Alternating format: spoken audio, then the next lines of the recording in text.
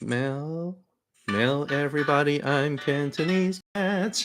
Hey, everybody, Cantonese Cat here. We're going to do a live stream, talk about quite a few things. There are some requests, but I think for the most part, I'm just going to talk about starting with the macro, kind of what I'm thinking, starting with the indexes, kind of what I'm thinking.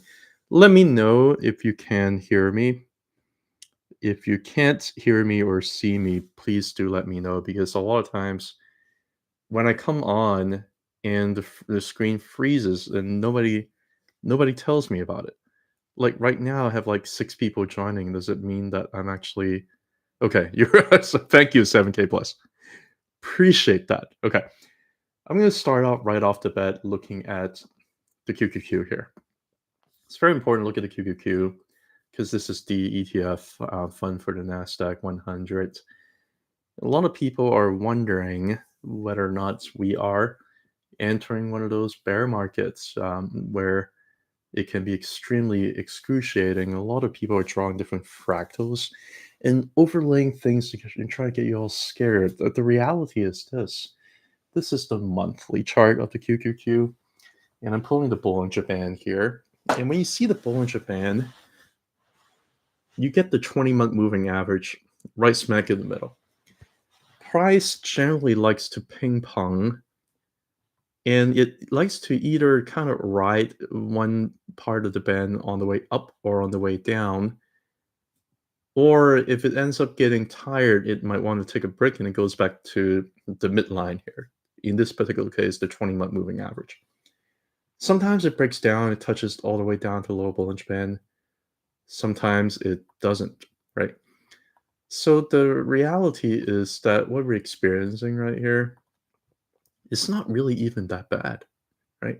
You have price just impulsively gone up for about 2.5 years.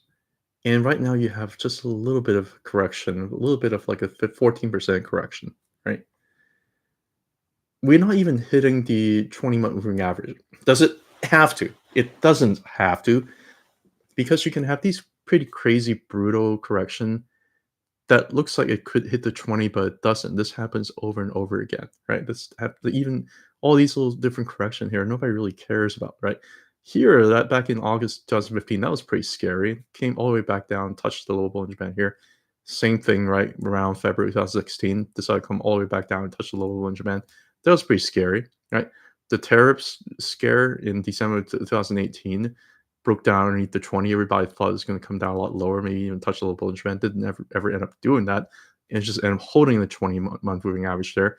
Push back up here. Again, back test here a little bit. COVID did come back all the way down to lower band when the entire economy was shut down. No, right?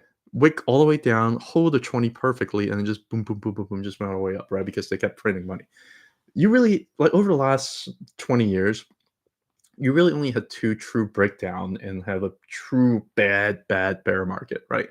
The first bad market was the great financial crisis, where it broke down underneath the 20, tried to push through, couldn't really push through, and decided to break down underneath again. And you already know that this is weakness because it's trying to push through, couldn't break through, right? Came back down, back tested once more, couldn't hold. That's when you're like, okay, crap, going down, right? That was the one true breakdown. The other true breakdown was in 2022, whenever you have these two wicks down in there, and you have the 20-month moving average is really getting weaker and weakening. It broke down underneath, and the rest is history, right? Right now, we're not even anywhere near that kind of issue, right? If you're looking at other ways to look at this, you can also look at the 2-week Ichimoku cloud here. I think that's another way to look at that, where you have the Tenkin and Kijun, the blue line and the red line here. Whenever price breaks down, it's not about price breaking down, but it's about price not being able to reaccelerate back up to continue the bull trend. It's not about breaking down the Tenkin. It's not about breaking down the Kijun, because it happens, right? These things happen. But it's really whenever it is gone on for way too far, way too long, like over here in 2022, we didn't just break down underneath the Tenkan Nikijin, right? We broke down and then we spent 6 additional weeks just hovering all the way down here. And that really was causing the entire bull trend to be completely exhausted. You had the bearish cross over here, Tenkan Nikijin. And even though you have a very strong bounce right back in that area, it got rejected, and then you have the true breakdown, right? We're not even having that because right now we closed this 2-week candle already, and we end up closing it above the Kijun. We don't even have the breakdown of the Kijun like we did over here back in January 2022, right?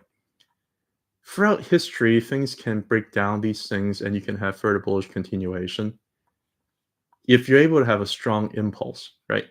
Here, you even came back down all the way, touched the cloud over here in 2015, right? But you can even break down underneath of that, but you have pretty strong impulse, and you just end up continuing up moving forward, right?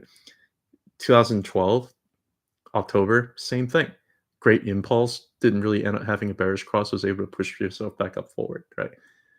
Even this bull market over here between dot-com bubble and between great financial crisis, this happened over and over again. Break down underneath, was able to break through back up above, right? It really depends on the impulse that you have. Right now, we're not even broken down underneath the Tenkan.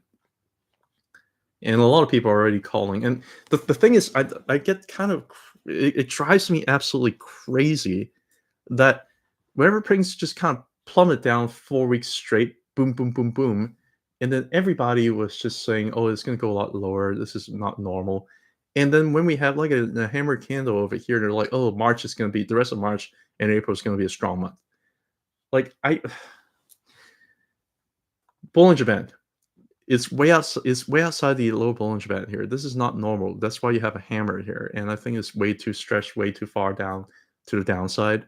This is capitulation here at its finest. Last time we had that was back in July all the way to the beginning of August, right? The time before that was through July all the way to October 2023, right? I think that we might be done here. I think we might be getting close to being done here.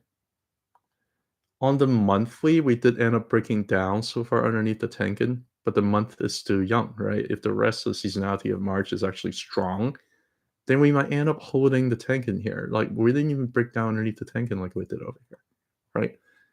So to prematurely call bear market is irresponsible. To prematurely call bear market is irresponsible. But it's fun because it gets views. I didn't get a bunch of followers over the last 4 weeks. You know why? Because I didn't call for a crash. I don't care. This is the NASDAQ to NDX 1-hour chart to show you how algorithmically this sell-off has been. I'm going to show you the linear, the regular here. You see how this channel, I basically just copy this, paste it, and I just move it to the other side, right? Like I didn't even, like this is a perfect channel on the way down. Bouncy, bouncy, bouncy, algorithmically bouncy, bouncy all the way down. Non-stop selling for 4 weeks. What happened on Friday on this 1-hour chart? Broke above.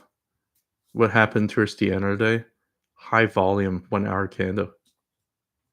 Huh. I wonder what that means. Does it mean that maybe one day we come back down and scare the heck out of everybody before further bullish continuation? I think it's possible. I never look at the 1-hour chart, but this is just absolutely ridiculous to me. Like, this is how they want to manipulate it. Then so be it, right? Then so be it.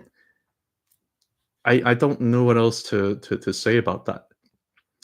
IWM has been absolutely destroyed, right? IWM, like you're talking about the S&P 500 going down 10%, NASDAQ gone down 14%, IWM went down like 20%, right? It depends on what you think in terms of if you're looking at a higher time frame versus a lower time frame. Because if you're looking at a higher time frame, what is it doing right now? Well, it broke how many fit levels did it break? I'm not even showing a lot of fit levels. Like broke the 0.136, broke the 0.236, broke the 0.382, back tested, broke the 0.618, broke the 0.786, went all the way up to the previous all-time high, broke all of this in the stroke of a whole year. And then finally decided to come back to the 0.5 here again for the second time. Like over here, back in August 2024, it did that here, is doing that again, right? As far as I'm concerned, where is the higher low over here? I'm not really seeing a higher low on the monthly, right? Like this is the first real higher low that we're having. I guess like even here is not really a proper higher low. This is the first higher low that we're having. Is it expanding all the way down like very, very crazy, down 20%? You're right. This is horrible, right? On declining volume. So as far as I'm concerned, this big giant thing, if I don't use any indicator here at all, a cup and a freaking handle, right? I'm not bearish on this formation at all. I can show you global liquidity again, but I already shown it over and over again. I'm not going to do that today. Global liquidity is going up. This is a back test on slightly declining volume, right? You got a cup and handle here, and the sentiment is like just absolutely horrible. I don't know what else to say in addition to that. You are breaking down underneath a little bit of the 20-month moving average. I do think that maybe the month, if seasonality works out, if what they're saying is correct, the last 2 weeks of March is good for seasonality. If we're just swing all the way down, way too far, way too fast down to the other side, which I think we are, because if you look at the weekly here, you can clearly see that it's basically just been a vicious downtrend all the way down, and you have capitulation here, right? Capitulation in the last week with a hammer candle underneath the Bollinger Band here. It's not even it didn't even close within the Bollinger Band. This is capitulation. This is capitulation. This is capitulation, like it did like back in October of 2023. This is capitulation. If you have capitulation going right into 0.5, you did end up closing below 0.5, right? Depends on your time frame. You're like, oh no, it closed below 0.5. Now 0.5 is going to be resistance. True, but also depends on how the month goes, right? If you're talking about monthly here, we still have another 2 weeks to go, and we already have a wick down here below, right? So are we going to end? We're just basically pushing into 0.5. Are we going to end up holding 0.5 by the end of the month? It's quite possible.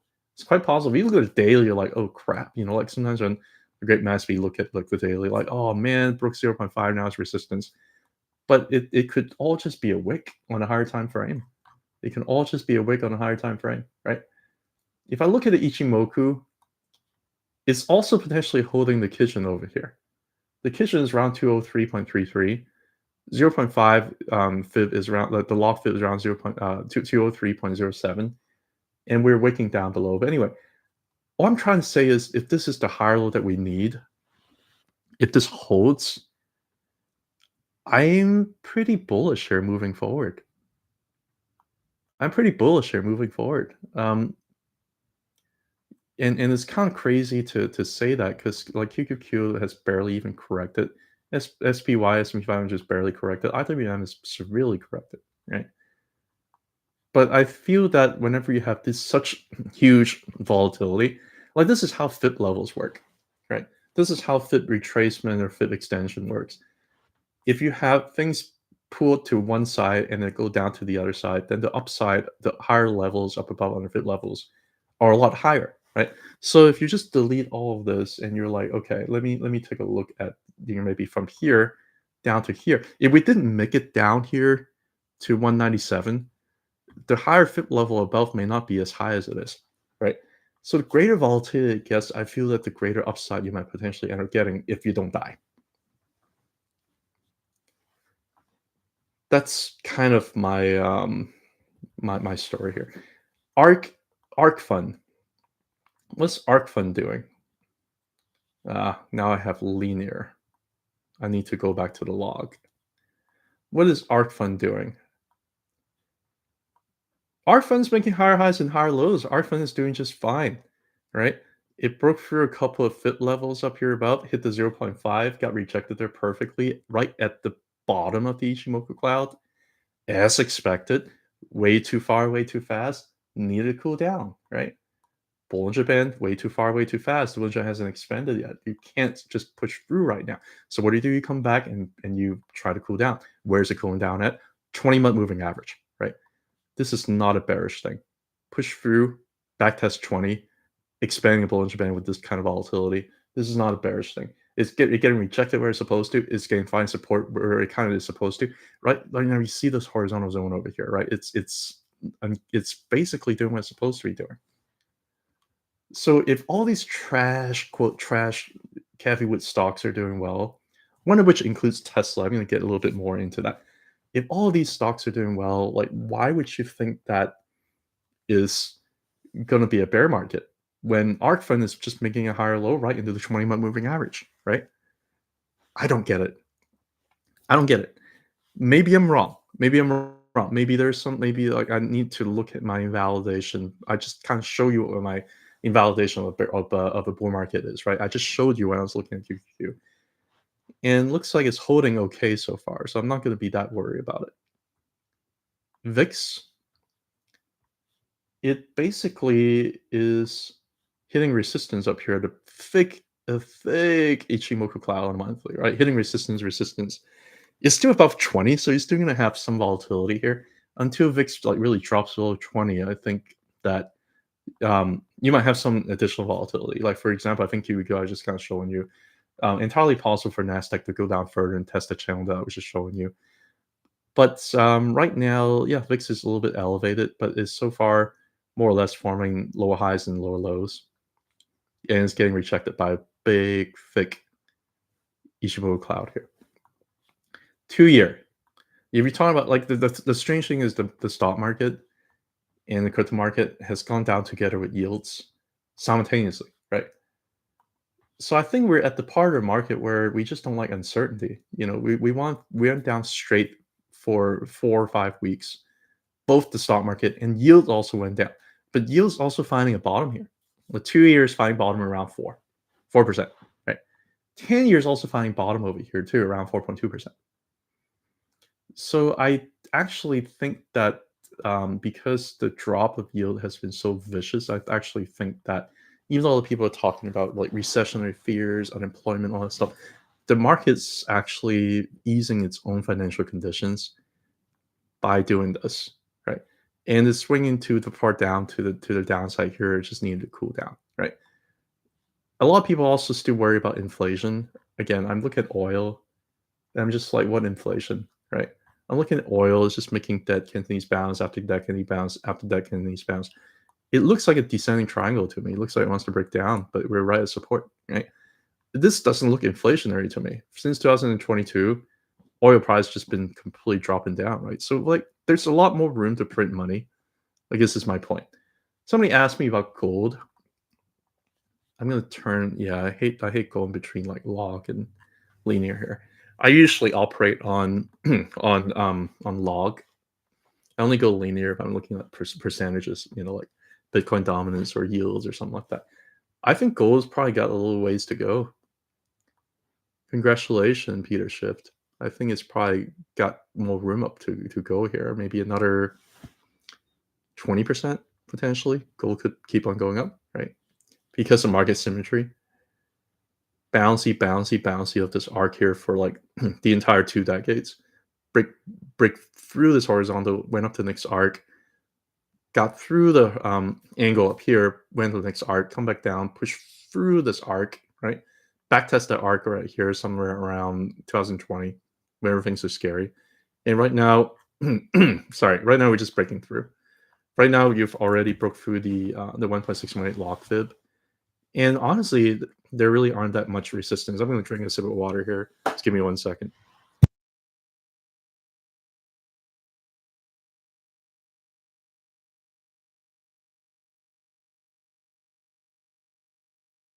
I never really like to chase like a big move up like this. I'm gonna show you why I don't like to chase it.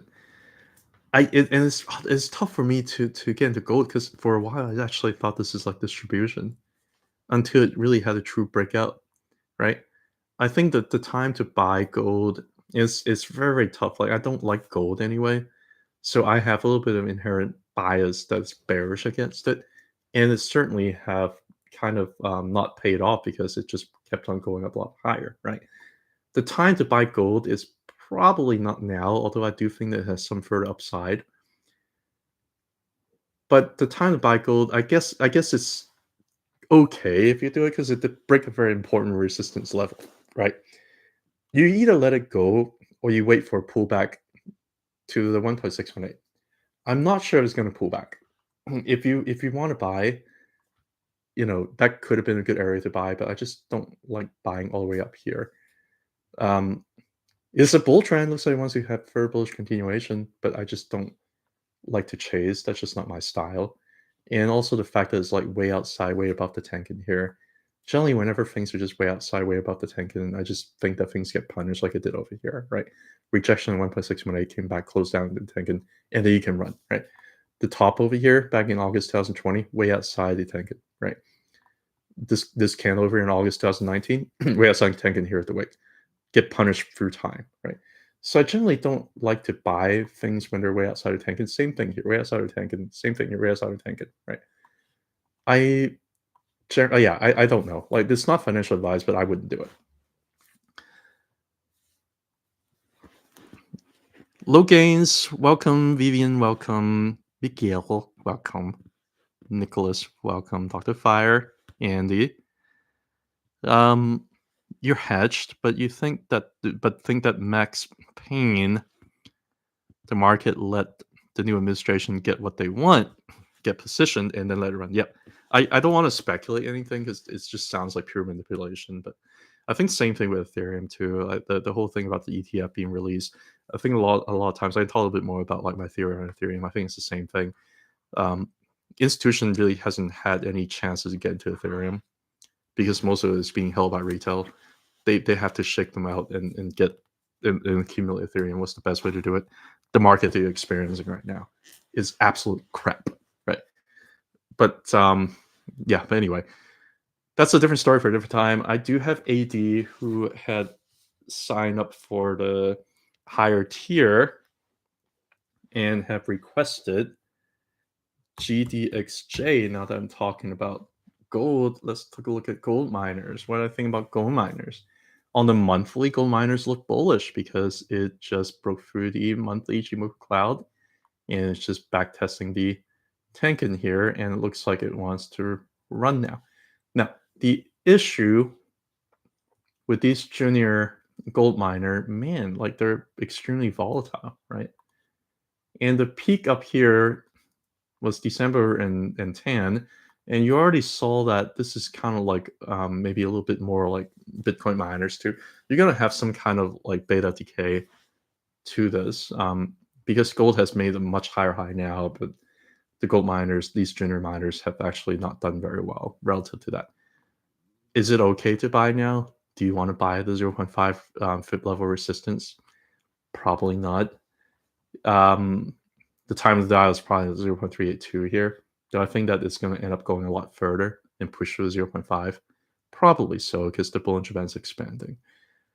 It already tried to test the 0.5. I think it's going to end up pushing through. Maybe not this month, but in the next month or two. I think it's going to end up pushing through, maybe come back for even a little bit of higher low. No guarantees, right? No guarantees on any of this stuff. It can always come back test the Tenkan here again. It could come back and back test the cloud here again as well. There's no guarantee on any of this stuff. But as far as I'm concerned, a bull trend is being developed.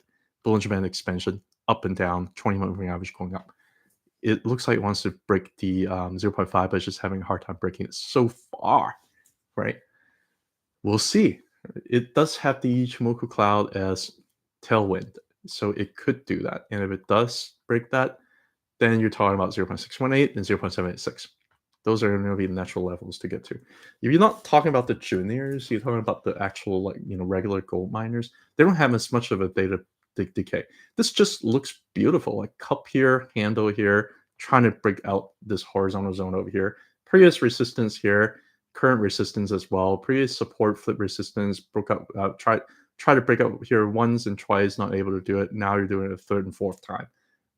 This is not a bearish look. Bollinger Band expanding, 20-month moving average crawling up. Are we at any particularly important resistance level when it comes to fib levels? I bet we are. I'm going to pull up the fib sequence here. Actually, no, you got a little bit more room here to 0.76, but that's linear. Let's look at, no, that's lawless linear. Maybe a little bit more room up here to go. Maybe a few more dollars up here to go, right? Doesn't look bad. Doesn't look bad. I mean, I think gold miners probably going to do pretty well if it's able to break through the zone here. And if I think gold is going to do what I thought it was going to do, maybe a little bit of back test here, I don't know. But if I think it's do what it's going to do, then gold miners probably going to be okay. Do I want to buy gold miners? Probably not. It's just not my cup of tea. So many people advocating for a crash. I don't think there should be a crash now. Yeah, I know. Yeah, it's just doesn't make sense where everybody's calling for it. There's not really any euphoric moments yet. I agree with you. I completely agree with you. enjoying enjoying some ramen tonight. Yeah, I know I've been eating ramen too after what happened over the last few weeks. All right, let's get into some of the major stocks here. My biggest position Palantir, I did have a members only